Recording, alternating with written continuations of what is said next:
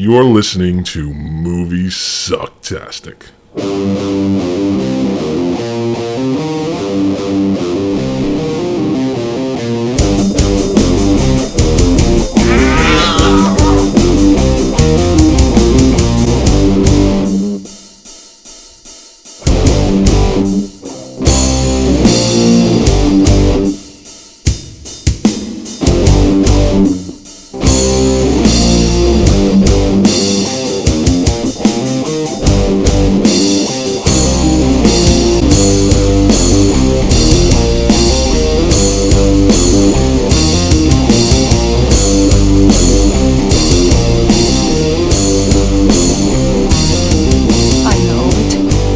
It all sounds like some bad movie.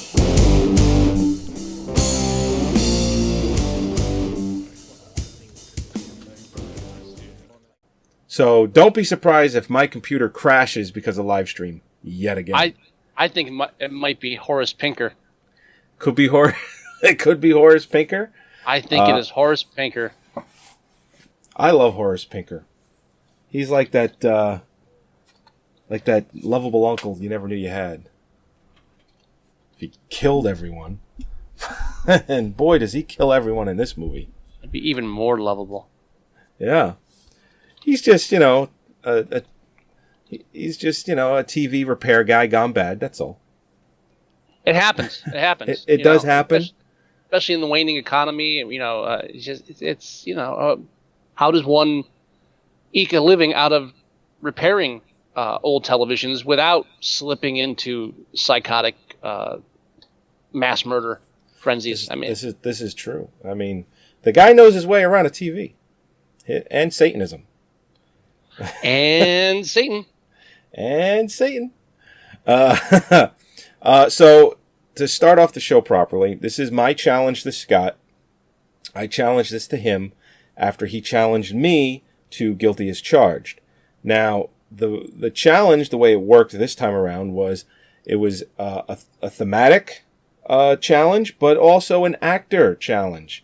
The actor Mitch Pileggi is in this film as Horace Pinker, but he was also an inmate in Guilty as Charged, who, and I'm blanking on his name, lead actor, what's his face? Of what? The old guy from Guilty as Charged. Why is it killing Rod Steiger. me? Rod Steiger. Holy shit. Thank you. I know where you're going with that. Yeah, I'm sorry. Well, anyway, Rod Steiger kidnaps him, and he's basically Horace Pinker until he's ready to go to the chair. Whereas in this film, he's like, yeah, let's do it. Let's get on with the killing. And in Guilty as Charged, he cries like a little bitch. But he's basically Horace Pinker in both films until he goes to the chair and Guilty as Charged. In some ways, this would be a great sequel to Guilty as Charged if it ended with his electrocution. Or you could, put the two together. Right. But I absolutely love Mitch Pileggi in this movie. Rewatching this film, all I can say is, ooh. Please elaborate, sir. Oh man. In the trailer, they blatantly lie, saying that this is Wes Craven's greatest film. What a lie.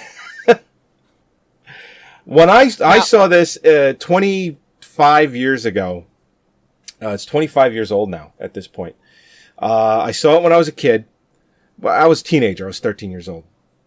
I love this movie. I love the hair metal music. I love the movie. I loved I loved everything about this movie. I probably haven't seen it in 20 years. And I remembered loving it even 20 years ago.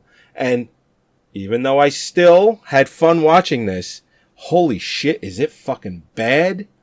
The concept alone of being able to jump through your TV for no apparent reason is just mind-boggling. Like, wow. How did that go from script to screen and everyone was okay with it? I have to disagree with you, sir. I don't think there's anything wrong with that. You have to keep in mind that this is Wes Craven, the guy who invented the Dream Warriors, Freddy Krueger. Yeah, but so the idea that but that's different. No, it's not.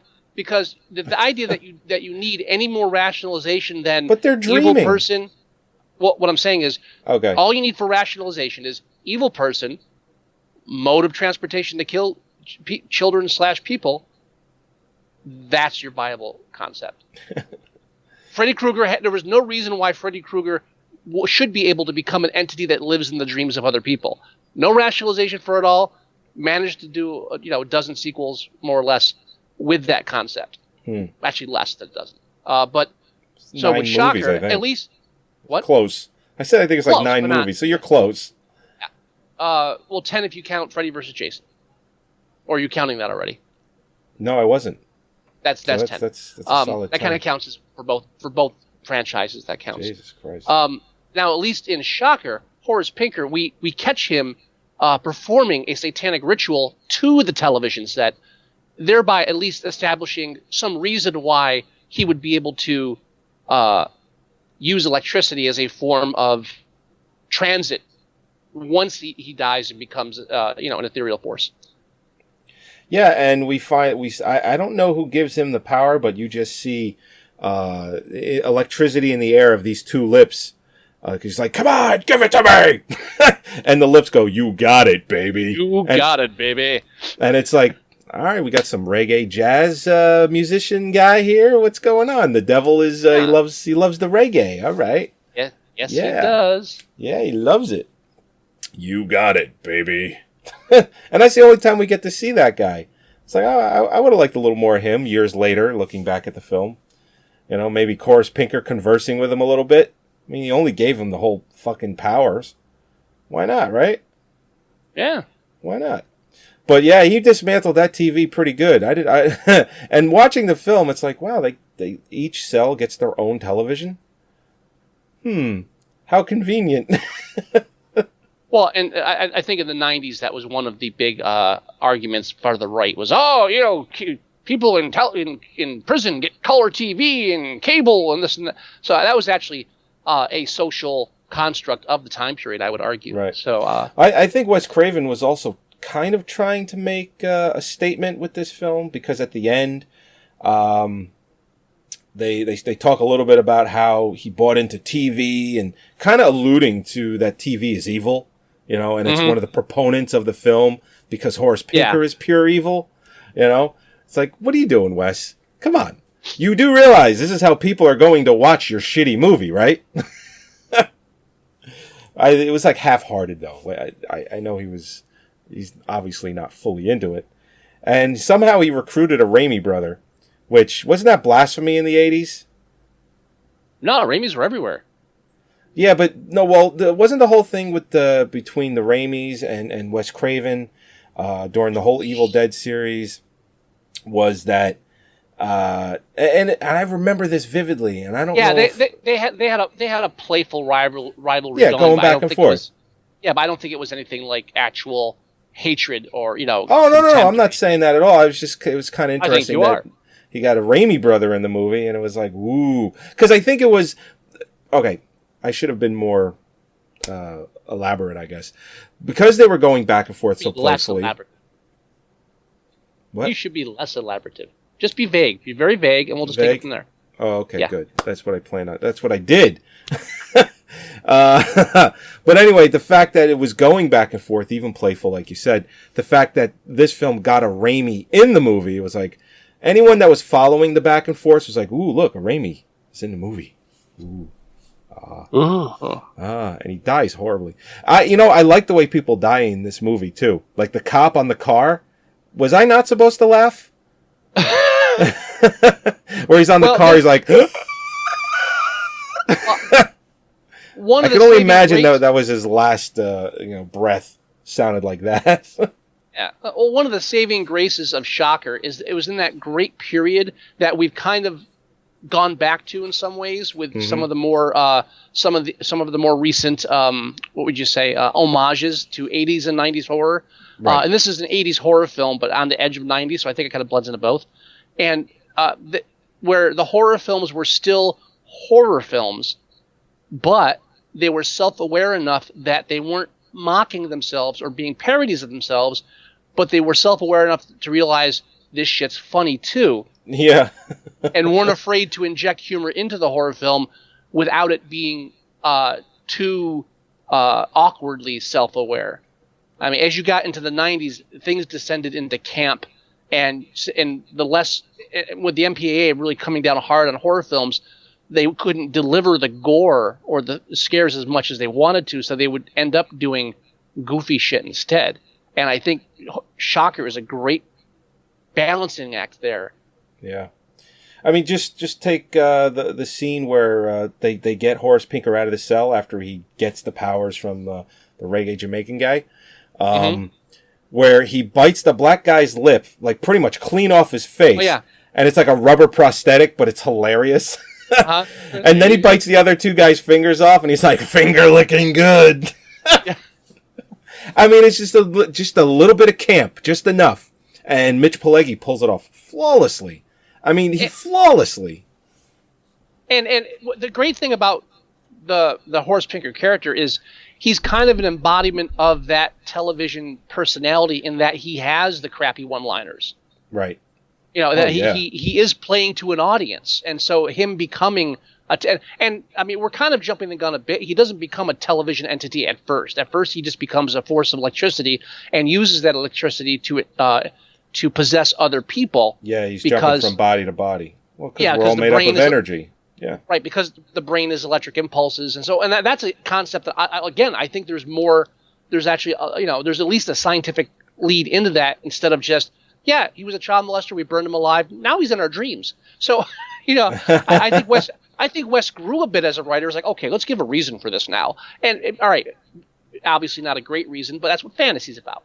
But at one point, they trick Horace to drive him out of the people he's possessing, and in the last-ditch effort to not dissipate as energy, he dives into a television broadcast, which doesn't make sense because electricity doesn't transfer through the air. But again, that it falls apart a bit there. But at least he evolves as a character. Yeah. Well, to bring it back a little bit, just to bring it back, he gets these powers, and he goes to the electric chair, and his whole thing is he wants to be electrocuted so that he can actually transform himself into pure energy via satanic pact with a reggae singer.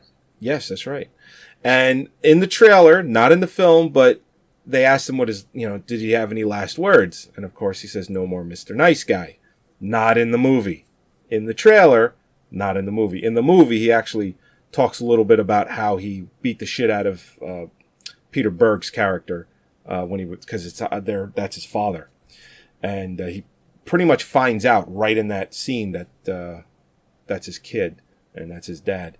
But to bring it back a little bit, moving into after he garners this energy, favorite possession. I want to talk about possessions, like when he's jumping from people to people. We were just talking about it. Mm-hmm. We probably have the same, but what was your favorite possession when he was jumping from person to person to person to person? The little girl. Of course. The little girl. And everybody obviously has the limp. That's how you can tell it's him. But he possesses this 6-year-old girl. And well, first he goes into a cop, and then he goes into a jogger, shoots the jogger in the back first, then goes into the jogger, and then the next shot is the jogger on the ground going, help me, help me. And he's the little girl, and she basically pushes him off of her and spits on him. And then she just runs away, and she just has this evil 6-year-old girl look on her. I mean, she didn't have to be possessed by Horace Pinker to have this evil look on her face. Definitely not. A lot of little girls are evil. I'm just saying. But anyway, then, there isn't a lot to this movie as far as how the story progresses. There really isn't. I mean, after he's possessing people, they kind of try and figure out, I guess we should dial it back a little bit, that he just kills pretty much everyone he knows. His son, he kills everybody. Literally everybody. They go to 3 funerals in the movie. Anybody he knows and loves, he kills. He's just totally. Well, the bulk of the film revolves around the fact that Horace killed his girlfriend. Yeah. who's his and soulmate, and his soulmate. yeah, And he gives her a heart pendant, like a necklace, a heart pendant. And because of that, because they're soulmates, it actually attains some sort of, unworldly powers, so to say. It's to protect him from Horace Pinker. Because only love can defeat evil. Well, yes, yeah, of course. So because of that, as long as he has this necklace, he can pretty much, withstand just about anything Horace Pinker throws at him. He's able to jump through the television with him because of it, just all of that. And because she dies, it gains these, these special powers. So that's a driving force of the plot too through the film, is that he's kind of like, she's almost like his guardian angel. I mean, the scene where he possesses the coach and she steps out of the bathroom all glowing, and she's like, you got to admit that was a little ridiculous. It's like she's in the room, it's like, yeah, I can see you fine. Yeah, this is nothing weird. This is fine. Am I tripping right now? Is that what's going on? But no, it's a fun movie as long as you take it as that. You can't take it seriously at all. Even though it does have its elements of, the human body is made of energy, and, that's what he's doing to jump from body to body and all of that. But if you take it seriously, you can't. You have to have fun with it. Yeah, there are plot devices that obviously are at least logical enough in nature that it gives some kind of credence to what's happening. But, again, this is that transitional period where we're kind of edging away from just straight horror films and going into that kind of, we're here to have fun too. Sure. And I love Shocker. It's one of my favorite films growing up. Yes. It's one of my favorite Wes Craven films. The year before he did this, he did The Serpent and the Rainbow, which was always one of those films that I liked more as an adult than as a kid. I think as a kid, it just kind of, I don't know, there was something about it that I just didn't like. I don't know why, but as an adult, I liked it more. But this film I always loved. And I think it's mainly because of Mitch Pileggi's performance in the film. I really do. Mm-hmm. And when I saw that he was on X-Files and he started to become a main character, I was very happy about that, because I like Mitch Pileggi as an actor. He hasn't done much. I haven't seen him done much at all. I think he's doing more TV than anything. He's not really doing the movies. What am I, 70? He's not doing movies that often. The moving pictures. In the moving picture boxes that we have. Yeah, well, he's been a primarily TV actor. Yeah, it seems that way. So this is it's an unusually long film too. I'm surprised that it's nearly, it's an hour and almost. It's like an hour and 45, hour and 50 minutes. It's a long movie. Most horror films throughout the 80s into the 90s were usually a standard hour and a half. Yeah, 90 minutes. So you've got. But again, this is the point where Wes Craven has become a name, and his name alone is selling. So I don't know, maybe he's just playing more. And the film doesn't feel too long, I don't think. No, it moves pretty quick. I give the film credit for really having very distinct sections. I mean, he does different. It's almost like he's getting, I don't know, artistic. But I mean, the film has, like, you hit like Act 2, and you can't shake the feeling that I'm watching a different film now than what I was in Act 1. When you hit Act 3, it's like, okay, I don't even remember what the film was when I first watched it. It's like, how did we get here? The film shifts gears. It really wants to put a lot of ideas in at once, and it wants to play a lot with special effects in the pre-CGI world of horror films. You got a lot of green screen going on in this movie. A lot of green screen, a lot of live action. I think one of my favorite scenes, as far as just Now, again, one of a very visual director writer, and this kind of comes from Nightmare on Elm Street because he did the same thing in those two.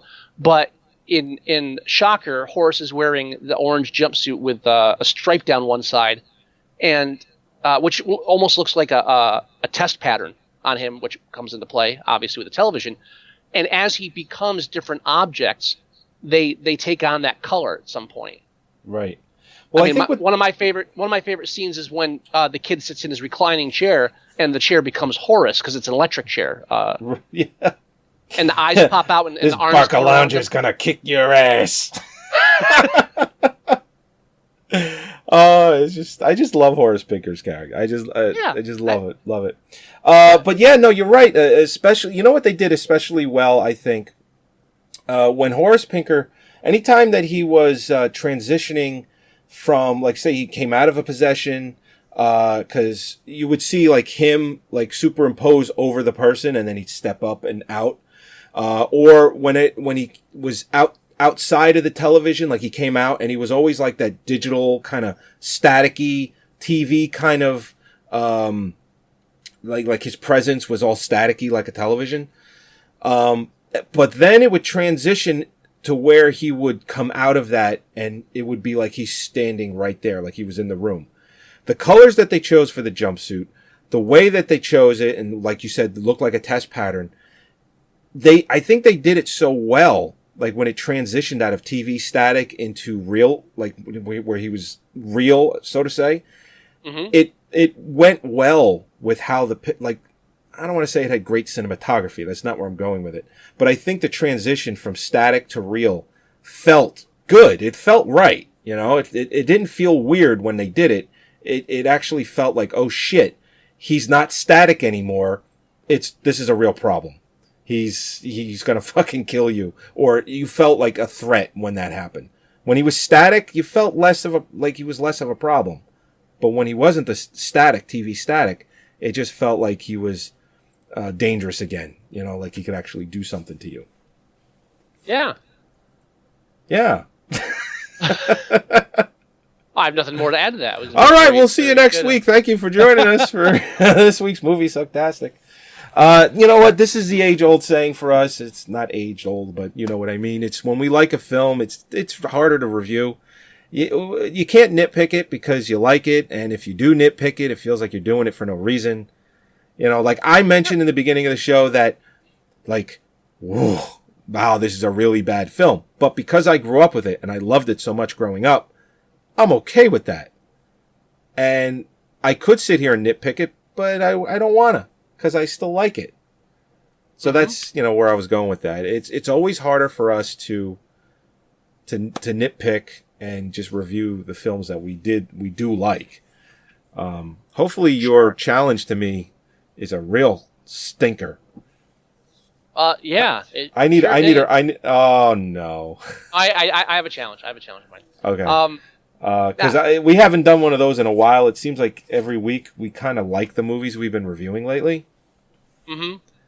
I think that's like 4 or 5 reviews in a row. We haven't shit on a movie in a long time. Yeah. Yeah, I've got one for you.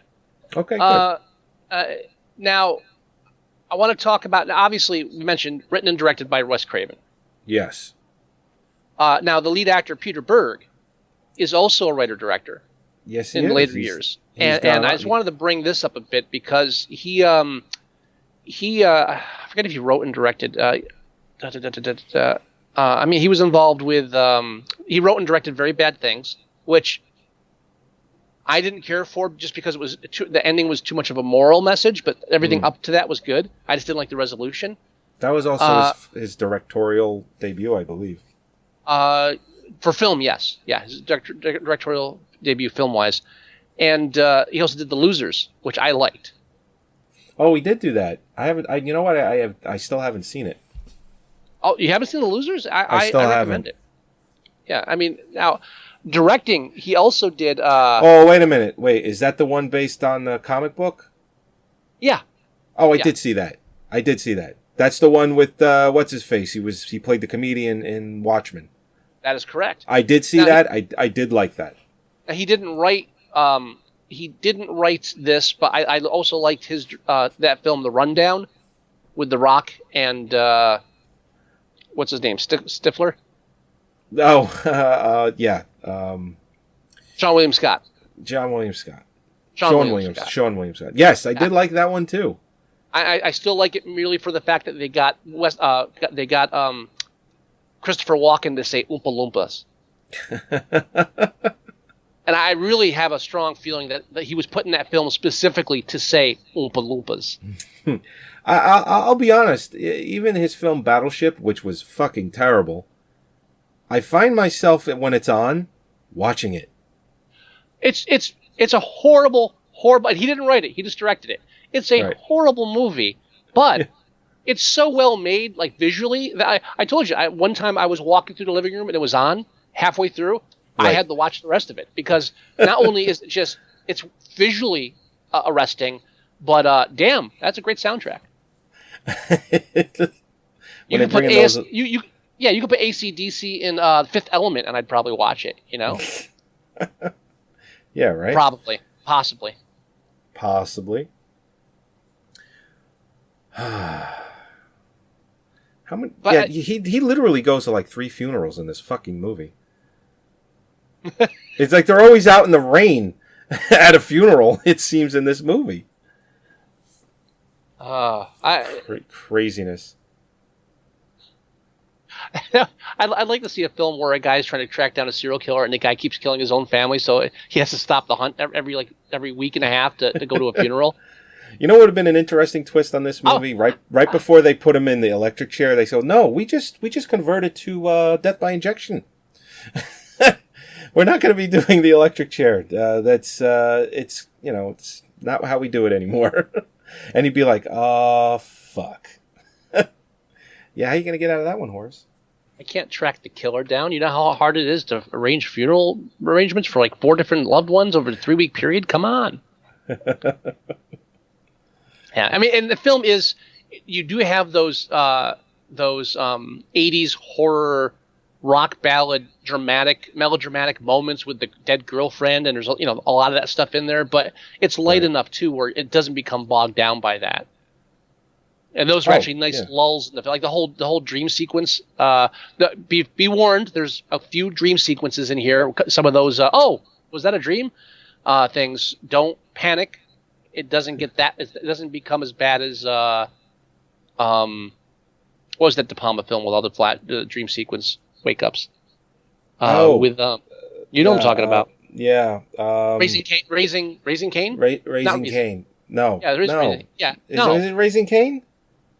John Lithgow. John Lithgow, Raising Cain. Raising Cain. Okay. Yes. In the first 10 minutes of the film, like the main character wakes up from a nightmare and then wakes up from that nightmare, then wakes up from that night. It's like, fuck you.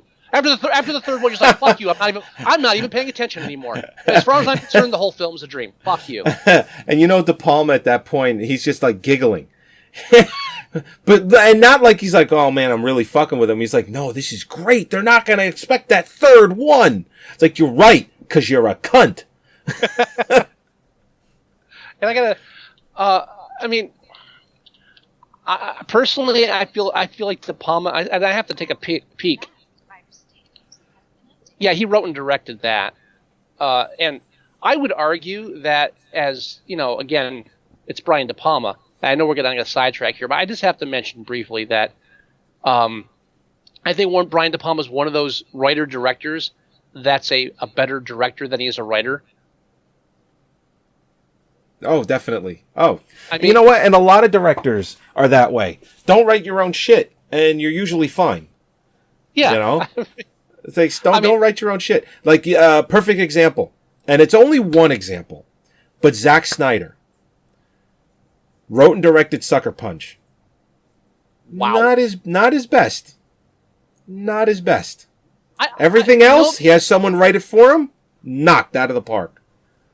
I think the problem with that, and I think the problem with where Brian De Palma fails, and possibly where Wes Craven fails with things like People Under the Stairs, is that when Zack Snyder... How does he possibly fail?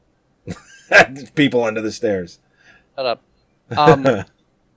when Zack Sound like Snyder my wrote wife. Sucker Punch, he wrote Sucker Punch as a director. Right. And when you get a really stylized director and they write a film, they're writing. If they write as a director, then they're looking at the film and not the story. Oh, I agree. I agree. Yeah. So I mean, I think I've mentioned on the show once before, just Sucker Punch, real quick before we move on, is that what I would have really liked, what I enjoyed with that film, is anytime they actually weren't in this fantasy world that she concocted, you know? Oh, yeah.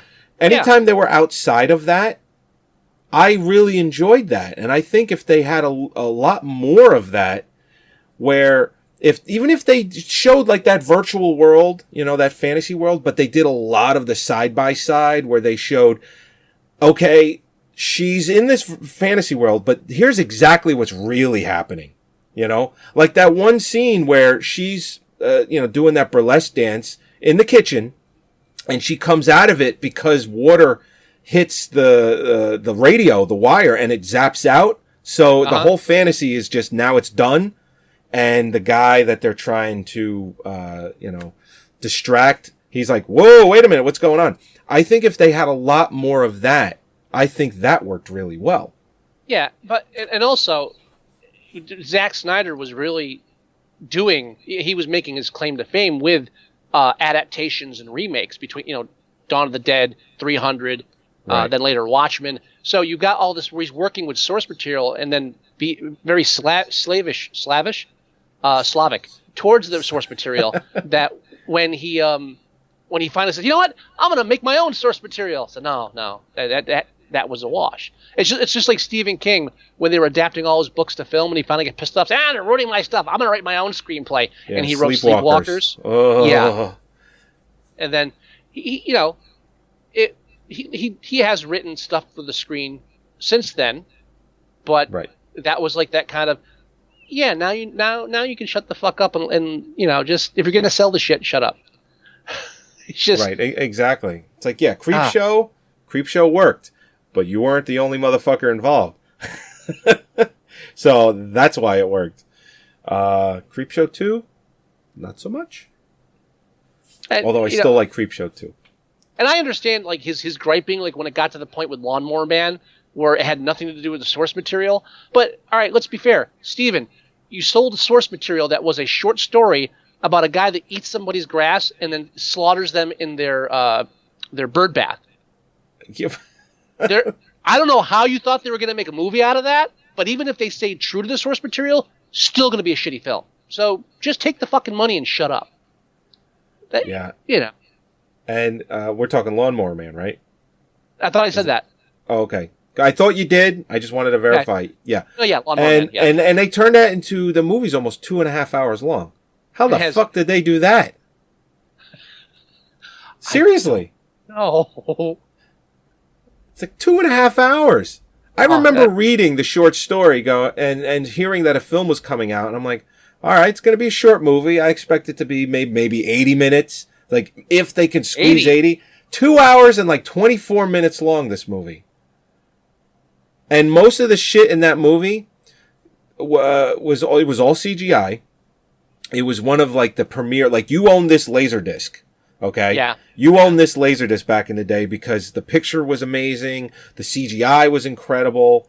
It was all like insane. There was a set of DVDs that were, or Laserdiscs, and then it went on to DVD called Beyond the Mind's Eye. Or it was Mind's Eye and Beyond the Mind's Eye. Do you remember those? Yes. And a lot of the stuff from Lawnmower Man, or some of the scenes from Lawnmower Man, were in that set. So it was almost like they did it for the Beyond the Mind's Eye and Mind's Eye. And then they put it in the movie. Or maybe it was the other way around. But I get the feeling that they've revolved the movie around shit from Beyond the Mind's Eye. But 2.5 hour fucking movie. It's like, how do you do that? How do you do that? You don't. Because successfully, you don't. That's the point. Yeah. I think it was, I want to say the movie cost like only $50 million, or it made 50. I'm vague. I kind of blocked it out. I remember I'm Pierce usually Brosnan, good with numbers. Pierce Brosnan was in it, and it had something to do with virtual reality. That's all I remember. Yeah. Then his wife dies. Right, and it was, back in the day when they're still trying to get virtual reality off the ground. We can't even get into that discussion. That's like a half hour right there. Yes, it is. But, and Sony, they bought like this thing called Oculus Rift, which is supposed to be the next big thing for virtual reality. And you know what I think? I think you're still talking about it when we... I'm trying to fill up some time here because I kind of think we're done with the movie. Let's fill up time by backtracking to the movie and just summing up and saying it's a decent film. Yes. If you like 80s horror films, it's definitely better than Friday the 13th Part 5 or 4 or Nightmare on Elm Street, anything beyond 3. It's definitely better than that stuff. Nightmare on Elm Street 4, Nightmare on Elm Street 4 was A New Beginning, right? That's the worst one. Yes, that was the one It's with the worst Corey early Feldman. one. Yeah, that's the worst early one. What? That was with Corey Feldman, Part 4. 5's A New Beginning. Then 5's the bad one. Okay, I'm thinking of 5. That's where Jason's not even in it. Which one is 4? 4 is the one where Corey Feldman kills him. You're correct. Yeah, but what was the name of that? It was Friday the 13th Part 4. Shit. Oh, I New Chapter. At World's End? No, New Chapter's 5. That's the one where it's not Jason. So then A New Beginning is 4 then? No, the final chapter is 4. A New Beginning is 5. Fine. Anyway. Didn't I say final chapter? Or new? I said A New Chapter. Yeah, whatever. Whatever. It's fucking shitty 80s movies. So we should rate this movie then. That's what I was about to say. So, now, it's currently 5.3 on IMDb. I don't think they know what they're talking about. I don't think this is a 7, but I definitely think it's a solid 6. I would agree. I would agree. It's not like the acting's great, but it's definitely I think this film withstands the test of time. Now, I say that knowing that it deals primarily with a growing dead technology, an increasingly dead technology of broadcast television. But how it's handled and the concepts and just the presentation of it, I think still holds up to this day. It doesn't feel like when you're watching a 70s slasher film, they're like, oh, gee, people acted like this. I mean, if they remade it, they could never. I don't think they could remake this because all they could do is change it from jumping through broadcast television to jumping through the internet, and there wouldn't be enough new stuff there to warrant it. I think the only way this film gets done again is if Mitch Pileggi reprises his role. I would see that in a heartbeat. I really would. Bring him back as Horace Pinker. All new script, same fucking attitude. Come on, do it. That's the only way they do it. That's the only way. You get Mitch Pileggi again. Fuck no. Dude, he's like almost 70. Okay. And Pee Wee Herman is doing another one, another 60, film, 60, and he's like 60 something. Yeah, but I mean, yeah. Pee Wee Herman's like 62, and he's going to be Pee Wee Herman next year. Pee Wee Herman's not killing hundreds of people. Yeah, and you know what? Mitch Pileggi, he was already prematurely bald in this film. How much different do you think it's going to be? He's always been bald. Yeah, I don't think he's ever. I bet he doesn't look much different than he does from this film. He could do Horace Pinker again. I guarantee it. I guarantee he's bald in Death Wish 4 back in 1987. Yeah. Oh, yeah. He went bald at an alarming rate. No, wait. Am I thinking of 4? No, I don't like 4. I'm thinking of 3. 3's the one with the... It's the gangs. Yeah, the teeth. That's the one I'm thinking of. What are those? Yeah. Teeth. I'm not going to start on a Death Wish rant. So, yeah, we'll rate... I agree with you. Shockers, I don't think it's good enough to be a 7. A solid 6 it is. Yep. Should we go ahead and end this? Let's execute it. Wow. All right. This is episode 153 of Moviesucktastic. Let's do this. Yeah. Let's get on with the killing. You can go to our website at Moviesucktastic.com, download all of our shows there, listen to the shows there, or you can watch the live stream when it doesn't crash my computer into flames. You can go to iTunes and you can download our shows there as well. When you stop by, make sure you leave a review. You can leave us email. The address is themovieguys@Moviesucktastic.com. You can also leave us voicemail, and that's 908-514-4470.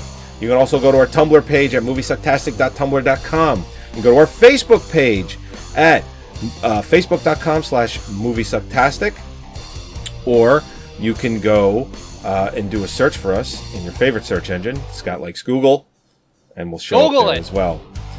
And finally, make sure you download the app for your Android device. It is completely free. Go into the Play Store, do a search for Moviesucktastic, download that shit. You can listen to the show right from there. You can stream it. You can also do, you can go to our merch page. You can go to our Facebook page. Everything on the app is everything that we just talked about is in the app at your fingertips. Definitely something you want to get. And it's totally free, which is also very, very cool. And that about does it. You got any words of wisdom?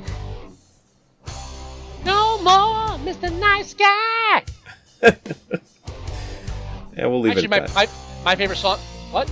No, I was going to say we'll leave it at that, but go ahead. No, and that whole rock ballad thing that we didn't talk about. And my favorite one is "You are the sword, I am the stone." No, I am the sword. I am the sword. You are the stone. We're in a world where just the strong survive. What I will say this: when we challenged it to you, we probably did 10 or 15 minutes on just hair metal because we talked about this movie. And we had to stop it short. Yeah, we had to stop it short because we were basically doing a review at the end of that episode, which I believe was 152, which was Guilty as Charged, and that's when I challenged it to you. Because anyway. I am the sword, you are the stone. All right, everybody. We'll talk to you next week. Thank you for joining us. Bye-bye. You got it. You got it, baby.